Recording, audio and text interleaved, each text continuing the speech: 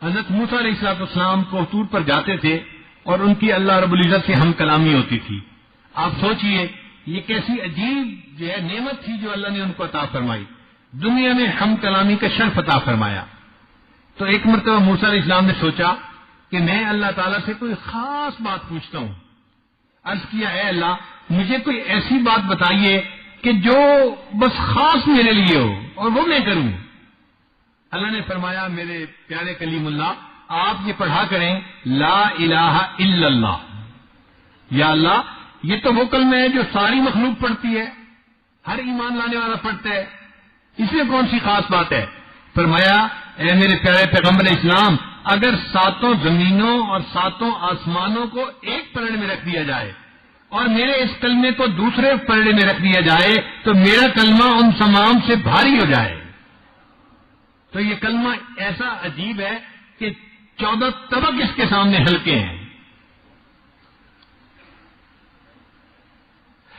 یہاں سالک کے ذہن میں سوال پیدا ہوتا ہے کہ آخر 7 زمین اور 7 آسمانوں سے یہ کلمہ بھاری کیسے بن گیا. علماء نے اس کا جواب دیا ہے کلمہ اصل ہے اور 7 زمین اور 7 آسمان اس کا ذل ہے اور ذل اپنی اصل سے ہلکا ہوا کرتا ہے. چنانچہ قیامت کے دن ایک آدمی کو پیش کیا جائے گا جس کے 99 دفتر گناہوں کے ہوں گے اور ہر دفتر پہاڑ کی طرح بڑا ہوگا اور وہ بندہ سمجھ رہا ہوگا کہ بس اب میرے لیے جہنم ہی ہے. اللہ تعالیٰ فرمائیں گے میرے بندے ہم تمہارے ساتھ ظلم نہیں کریں گے, تمہارا ایک عمل باقی ہے وہ بھی ہم تمہارے نیکیوں کے پلڑے میں رکھیں گے.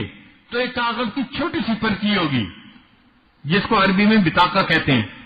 وہ کاغذ کی چھوٹی سی پرچی پر کچھ لکھا ہوا ہوگا, اس کو نیکیوں کے پلڑے میں رکھا جائے گا اور اس کے رکھنے سے اس کی نیکیوں کا پلڑا 99 دفتروں سے زیادہ بھاری ہو جائے گا.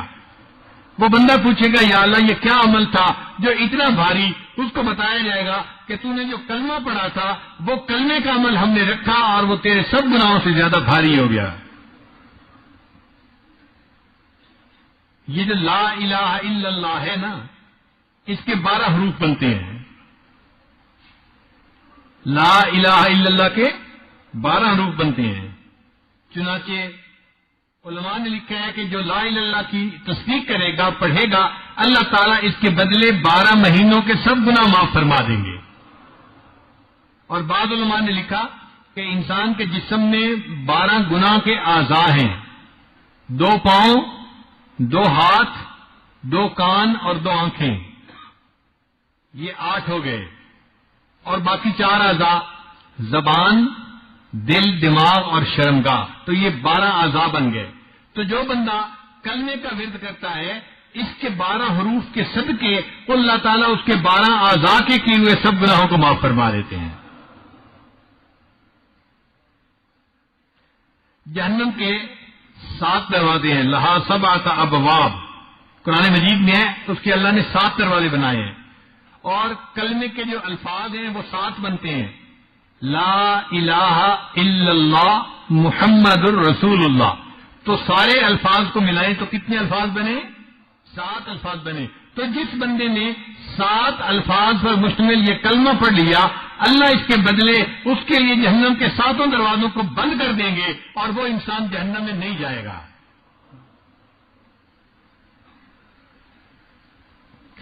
کلمے کے کسی حرف کے اوپر نقطہ نہیں ہے. کوئی ایسا حرف کلمے میں نہیں کہ جس کے اوپر نقطہ ہو یا نیچے نقطہ ہو, فوقانی یا تحتانی کوئی نقطہ نہیں ہے. علماء نے لکھا ہے اس میں حکمت یہ ہے کہ اللہ تعالیٰ یہ بتانا چاہتے تھے کہ دیکھو جس طرح کلمے کے اندر کوئی نقطہ نہیں, نہ اوپر نہ نیچے, اسی طرح اللہ کا بھی کوئی شریک نہیں, نہ اس دنیا میں نہ آسمان پہ, سارے جہان میں اللہ کا کوئی شریک نہیں. اللہ تعالیٰ شرک سے پاک ہے. یہ کلمہ اتنی بڑی عبادت ہے کہ نبی علیہ السلام دعا کرتے تھے. ایک صاحب تھے جو بنو کلب کے سردار تھے, ان کا نام تھا دہیہ کلوی. تو نبی علیہ السلام ان کے ایمان لانے کی خواہش فرماتے تھے, تمنا فرماتے تھے. بنو کلب کا قبیلہ بڑا تھا اور ان کے مسلمان ہونے سے پورے قبیلے کے مسلمان ہونے کی توقع تھی. تو اللہ کے حبیب وسلم کی وش تھی, تمنا تھی کہ یہ سردار مسلمان ہو جائے تو پورا قبیلہ مسلمان ہو جائے. اور اس قبیلے کے لوگ بکریاں پالتے تھے. ہر گھر والے 200-400 بکریاں پالتے تھے. حدیث پاک میں ہے کہ جب پورے قبیلے کے لوگ بکریاں نکالتے تھے تو 2 پہاڑوں کے درمیان کی پوری وادی بکریوں سے بھر جایا کرتی تھی. ایک دن دہیہ کلبی نبی علیہ السلام کی خدمت میں حاضر ہونے لگے. جبریل علیہ السلام آئے, اے اللہ کے حبیب صلی اللہ علیہ وسلم, تھوڑی دیر میں دہیہ کلبی آپ کے پاس حاضر ہو رہے ہیں. تو نبی علیہ السلام خوش ہو گئے. اتنے میں دہیہ کلبی بھی آ گئے. اللہ کے نبی صلی اللہ علیہ وسلم اٹھے اور آپ صلی اللہ علیہ وسلم نے اپنی چادر بچھائی اور کہا کہ دہیہ کلبی اس چادر کے اوپر بیٹھیے. نبی السلام نے فرمایا, اذا اتاکم کریم قوم فاکرموہ, جب تمہارے پاس کسی قوم کا کوئی بڑا انسان آئے تم اس کا احترام کرو. دیکھو شریعت ہمیں یہ اخلاق سکھاتی ہے. اس میں مسلمان اور کافر کی کوئی تفریق نہیں. وہ اگر کسی قوم کا بھی بڑا ہے تم اس کا اکرام کرو. یہ کافر ہیں, نبی اسلام کے پاس آئے, اللہ کے محبوب صلی اللہ علیہ وسلم نے ان کے لیے چادر بچھائی, دہیہ کلبی یہاں بیٹھو. مگر دہیہ کلبی کا تو دل بدل چکا تھا. انہوں نے اس چادر کو اٹھایا, اس کو چوم کے اپنے آنکھوں سے لگایا. اے اللہ کے نبی صلی اللہ علیہ وسلم, میں اس چادر کے اوپر نہیں بیٹھوں گا, بس میں تو غلام بن کے حاضر ہوا ہوں اور مجھے تو آپ کلمہ پڑھا کے مسلمان بنا دیجئے. نبی اسلام نے ان کو کلمہ پڑھا دیا تو دہیہ کلبی رضی اللہ تعالیٰ عنہ کی آنکھوں سے آنسو جاری ہو گئے. نبی اسلام نے پوچھا, دہیہ آپ رو کیوں رہے ہیں؟ اے اللہ کے نبی صلی اللہ علیہ وسلم, میری عمر 60 سال ہو گئی اور میں نے 60 سال میں بہت گناہ کیے ہیں, بہت ظلم کیا, بہت ستم ڈھائے, بہت ناانصافیاں کی, میرے گناہ بہت بڑے ہیں. اب میں یہ پوچھتا ہوں, کیا میرے گناہ معاف ہو جائیں گے؟ نبی علیہ السلام نے فرمایا, ذرا مجھے بتاؤ کہ تم نے ان 60 سالوں میں کیا گناہ کیے ہیں؟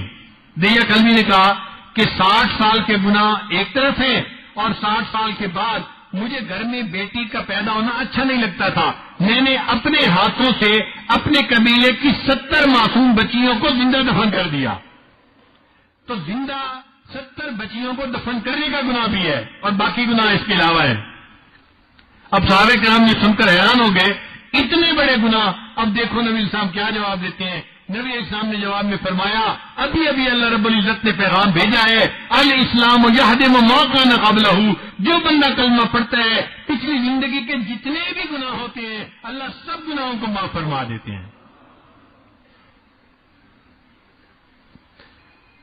چنانچہ یہ کلمہ پڑھنا, اس کو چھوٹا نہ سمجھیں, یہ بہت بڑا عمل ہے اور اس پر ہم اللہ کے حضور شکر ادا کریں کہ اللہ آپ نے ہمیں زندگی میں کلمہ پڑھنے کی توفیق عطا فرمائی.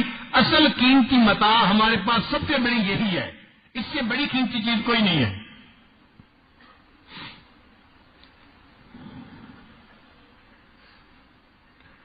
حضرت ابو ہریرہ رضی اللہ تعالیٰ عنہ ایک مرتبہ نبی اسلام کی خدمت میں حاضر ہوئے تو پتہ چلا کہ نبی اسلام تو گھر سے باہر تشریف لے گئے. بڑے حیران, مسجد بھی نہیں, گھر بھی نہیں, کہاں تشریف لے گئے؟ تو حضرت ابو ہریرہ ان کو ڈھونڈنے کے لیے نکلے. کسی نے بتایا کہ نبی اسلام تو بنو نجار کے باغ کے اندر تشریف فرمائے ہیں. ابو ہریرہ کہتے ہیں کہ میں گیا تو وہاں پر ایک پانی کی کھال گزرتی تھی, نالی گزرتی تھی, اس کے لیے دروازے میں ایک دیوار میں سوراخ بنایا گیا تھا. میں اس سوراخ میں سے سمٹ کے اندر گیا کہ میں جلدی نبی علیہ السلام کی زیارت کر لوں. جب اللہ کے حبیب صلی اللہ علیہ وسلم کی خدمت میں پہنچا تو نبی علیہ السلام نے فرمایا, ابو ہریرہ, میرے پاس جبرائیل علیہ السلام تشریف لائے تھے اور انہوں نے آ کر یہ بتایا کہ جو بندہ بھی کلمہ پڑھ لے گا اللہ رب العزت کے اوپر ذمہ ہو جاتا ہے, اللہ تعالیٰ اس کو جنت عطا فرمائیں گے. ابو ہریرہ نے پوچھا, اے اللہ کے حبیب صلی اللہ علیہ وسلم, کیا یہ بات میں اور لوگوں کو بھی بتا سکتا ہوں؟ فرمایا, ہاں بتا سکتے ہو. اے اللہ کے حبیب صلی اللہ علیہ وسلم, میں اگر جا کے ان کو بتاؤں گا لوگ میری بات تو نہیں مانیں گے, تو مجھے پروف کے لیے کوئی ثبوت دے دیجیے. تو نبی علیہ السلام نے اپنے دونوں نالین دے دیے, یہ میرے جوتے لے جاؤ اور دکھاؤ کہ میرا ثبوت ہے کہ جو کلمہ پڑھے گا اللہ اس کے بدلے اس کو جنت عطا فرمائیں گے.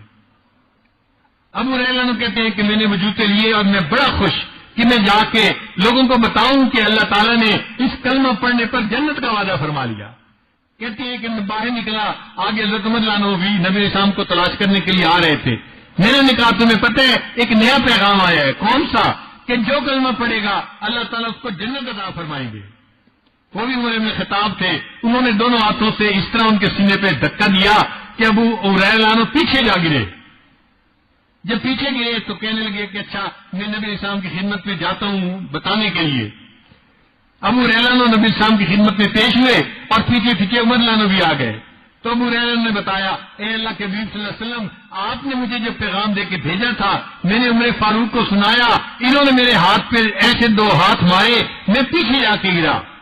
نبی السلام نے فرمایا عمر کیا تم نے ایسے کیا تھا؟ اے اللہ کے حبیب میں نے ایسے کیا تھا. عمر ایسے کیوں کیا تھا؟ تو عمر نے جواب دیا اخشا ان یتکل الناس علیہا فخلہم یعملون. اے اللہ کے حبیب صلی اللہ علیہ وسلم مجھے یہ ڈر ہوا اگر یہ بات لوگوں کو بتا دی جائے گی پھر عمل کوئی نہیں کرے گا, ہر بندہ کہے گا کلمہ پڑھ لیا جنت مل جائے گی, آپ لوگوں کو عمل کرنے دیجیے. تو نبی علیہ السلام نے فرمایا بہت اچھی بات ہے, لوگوں کو عمل کرنے دو. لیکن پیغام تو یہی تھا کہ جس نے کلمہ پڑھا اللہ اس کلمے کے بدلے اس کو جنت ضرور عطا فرمائیں گے. اب یہاں پر ایک سوال پیدا ہوتا ہے کہ نبی علیہ الصلوۃ والسلام نے خود کیوں نہیں منع کر دیا, خود تو بتا دیا, اور جب عمر نے فرمایا تو پھر کہنے لگے ٹھیک ہے لوگوں کو عمل کرنے دو. علماء نے اس کا جواب لکھا ہے کہ نبی علیہ السلام کی نگاہ مبارک اس وقت اللہ کی رحمت پر تھی. نبی علیہ السلام نے فرمایا جاؤ اللہ کی رحمت کو پیش نظر رکھتے ہوئے یہ پیغام دے دو, جو کلمہ پڑھے گا اللہ اس کے بدلے اسے جنت عطا فرمائیں گے. اور حضرت عمر کی نظر اسباب پر تھی, لوگوں کے اعمال پر تھی. وہ سمجھ گئے اگر لوگوں کو پتہ چل گیا تو عمل کوئی بھی نہیں کرے گا, اس لیے لوگوں کو یہ بات بتانی نہیں چاہیے, ان کو عمل کرنے دینا چاہیے.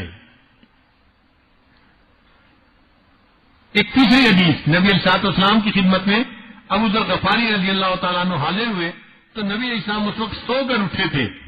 نبی علیہ السلام نے فرمایا ابو ذر میرے پاس ابھی ابھی جبرائیل آئے اور انہوں نے آ کر یہ جو ہے نا خوشخبری دی کہ جو بندہ لا الہ الا اللہ محمد رسول اللہ کو پڑھے گا, اس کی گواہی دے گا اور پھر پوری زندگی اس کے اوپر پکا رہے گا حتیٰ کہ اس کو اسی پر موت آ جائے گی, اس کے بدلے اللہ تعالیٰ اس کو جنت عطا فرمائیں گے. تو ابو ذر غفاری نے جب یہ سنا تو انہوں نے پوچھا اے اللہ کے حبیب صلی اللہ علیہ وسلم اگرچہ وہ شخص چوری بھی کرے اور زنا بھی کرے؟ نبی اسلام نے فرمایا ہاں اگرچہ وہ شخص چوری اور زنا بھی کرے اللہ پھر بھی اس کو جنت عطا فرمائیں گے. انہوں نے پھر دوسری مرتبہ پوچھا, نبی اسلام نے یہی جواب دیا. انہوں نے تیسری دفعہ پوچھا, نبی اسلام نے یہی جواب دیا.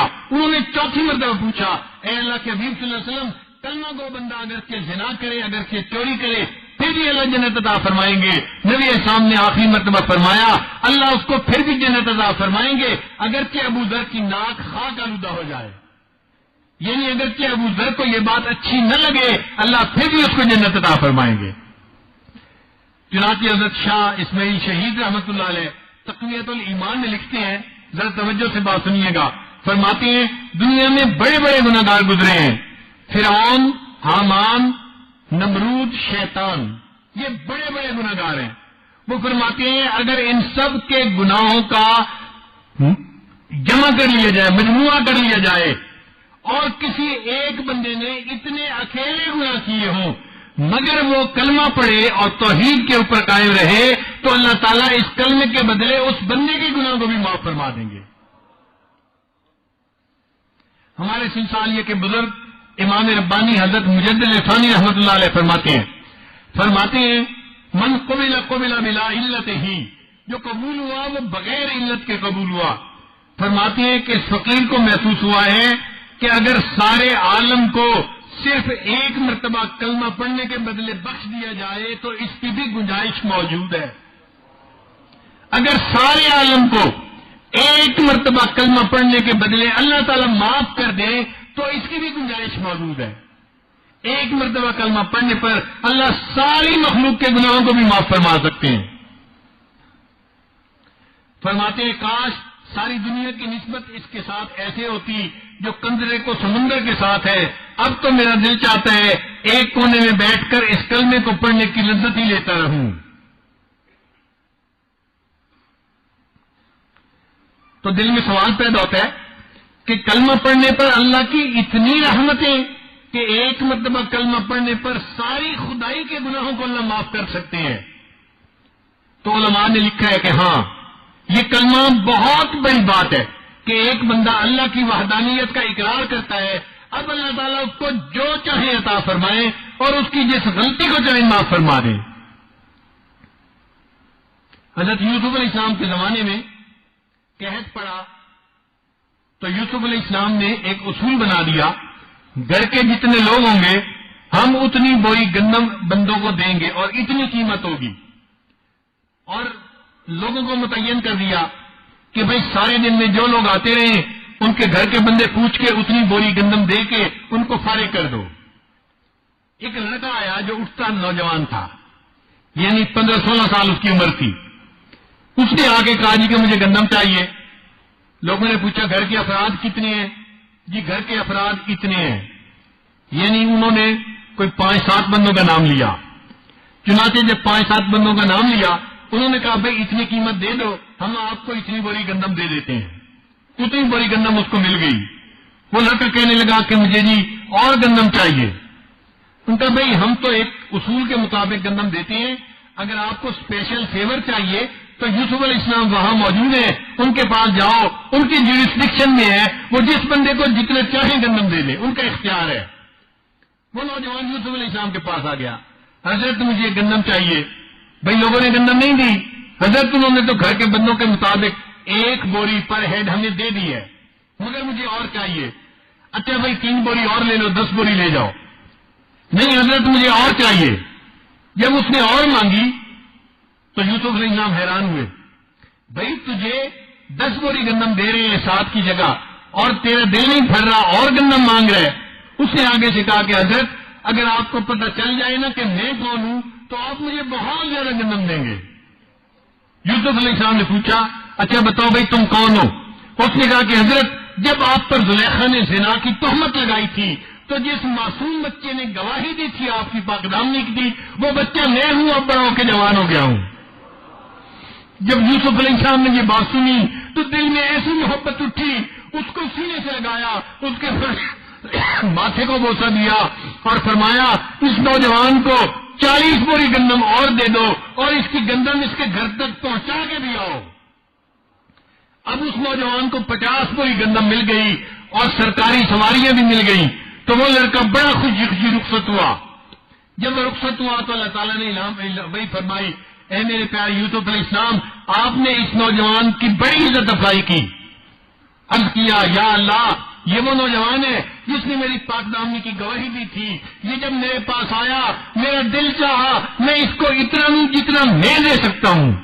اللہ تعالیٰ نے فرمایا یوسف علیہ السلام پھر گواہ رہنا جس نے آپ کی پاک دامنی کی گواہی دی تھی، جب وہ آپ کے پاس آیا آپ نے اتنا دیا جو آپ دے سکتے تھے، تو میں پروردگار بھی کہتا ہوں جو میرا بندہ دنیا میں میری وحدانیت کی گواہی دے گا جب قیامت کے دن وہ میرے پاس آئے گا پھر اس کو میں بھی اتنا دوں گا جو میری شان کے مطابق ہوگا۔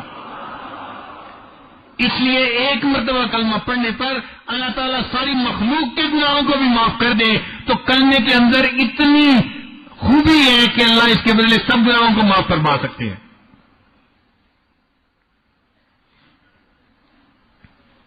ویسے بھی اللہ رب العزت رحمان بھی ہیں رحیم بھی ہیں۔ رحمت کے صفت پر اللہ تعالیٰ کے 2 نام ہیں، رحمان اور رحیم۔ رحمان کا مطلب کہ جس کی رحمت اپنے پرائے ہر ایک کے اوپر ہو۔ آپ دیکھیے اللہ کی رحمت اپنوں پہ بھی ہے پرایوں پہ بھی ہے، وفاداروں پہ بھی ہے غداروں کو بھی ہے۔ کافروں کو کھانے کے لیے کون دیتا ہے؟ زندگی کس نے دی؟ صحت کس نے دی؟ دنیا میں سب کچھ کس نے عطا کیا؟ اللہ نے عطا کیا۔ تو اللہ تعالیٰ رحمان ہے، وفاداروں کو بھی دیتے ہیں غداروں کو بھی دیتے ہیں۔ اور ایک اللہ تعالیٰ اپنے ایمان والے بندوں کے اوپر خاص مہربان ہے، تو اس لیے ان کی صفت رحیم ہے۔ اس کی مثال نہیں سمجھے، عورت فطرتاً بچوں کے اوپر مہربان ہوتی ہے لیکن اپنے بیٹے کے اوپر خاص مہربان ہوتی ہے۔ وہ جو بچوں پر مہربان ہے یہ رحمانیت کی صفت سمجھ لیجیے، اور وہ جو اپنے بیٹے پر مہربان ہے یا رحمت کرتی ہے تو یہ رحمت کی صفت ہے جو اس کے اندر ہے۔ تو اللہ تعالیٰ رحمان بھی ہیں اور رحیم بھی ہیں۔ بعض علماء نے اس کا یہ معنی لیا کہ نہیں، رحیم کہتے ہیں کہ جس کے پاس رحمت بے انتہا ہو، جس کی رحمت کا کوئی حد و حساب ہی نہ ہو، اس کو رحیم کہتے ہیں، اور رحمان اس کو کہتے ہیں کہ جس کی رحمت خرچ بھی بے انتہا ہو رہی ہو۔ یہ 2 الگ الگ خوبی ہوتی ہیں، ایک ہوتا ہے بندے کا مالدار ہونا، ضروری نہیں ہوتا کہ وہ مالدار ہے تو سخی بھی ہے، کنجوس بھی ہو سکتا ہے. اور ایک ہے بندے کا سخی ہونا، ضروری نہیں کہ یہ سخی تو ہے اور یہ مالدار بھی ہو، پلے کچھ نہیں تو سخاوت کیا کرے گی. ایک ہوتا ہے نہیں، مال بھی ہو اور بندے کے اندر سخاوت بھی ہو، یہ دو چیزیں ہو تو یہ عجیب ہوتی ہیں. اب اللہ تعالیٰ رحمان بھی ہے، رحیم بھی ہے. رحمان کا مطلب کہ اللہ تعالیٰ نہیں، رحیم کا مطلب کہ اللہ تعالیٰ کی رحمت بے حد و حساب ہے، اور رحمان کا مطلب کہ اللہ کی رحمت خرچ بھی بے انتہا ہو رہی ہے. اب ایسی ذات جس کی رحمت کا یہ حال ہے، جب کوئی اس کی وحدانیت کی گواہی دے گا تو پھر اللہ تعالیٰ اس بندے کو کتنا عطا فرمائیں گے. آپ خود غور کر سکتے ہیں. کہتے ہیں کہ حاتم طائی کے پاس ایک فقیر آیا، اس نے کہا جی مجھے 5 دینار چاہیے. حاتم طائی نے اپنے بندے کو بلایا، اس کو 500 دے دو. تو وہ دینے والا بڑا حیران، مانگنے والے نے 5 مانگے تھے اور دینے والا 500 دینے کے لیے کہہ رہے.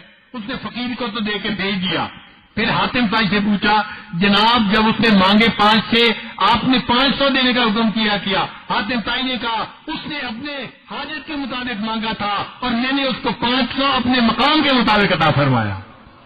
اگر دنیا کے سخی اتنا سخی ہو سکتا ہے، اللہ رب العزت تو احکم الحاکمین ہے. پھر اگر کوئی بندہ ان کی وحدانیت کی گواہی دے گا، اللہ اتنا عطا فرمائیں گے، اس کا کوئی بندہ اپنے ذہن میں تصور بھی نہیں کر سکتا. اس لیے یہ کلمے کا پڑھنا بہت بڑی سعادت ہے، بہت بڑی نعمت ہے جو اللہ نے ہمیں عطا کی. ہمیں اس پر اللہ کا شکر ادا کرنا چاہیے.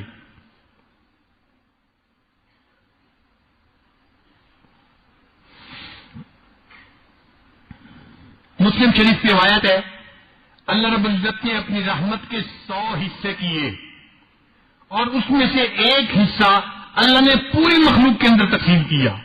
ایک حصہ.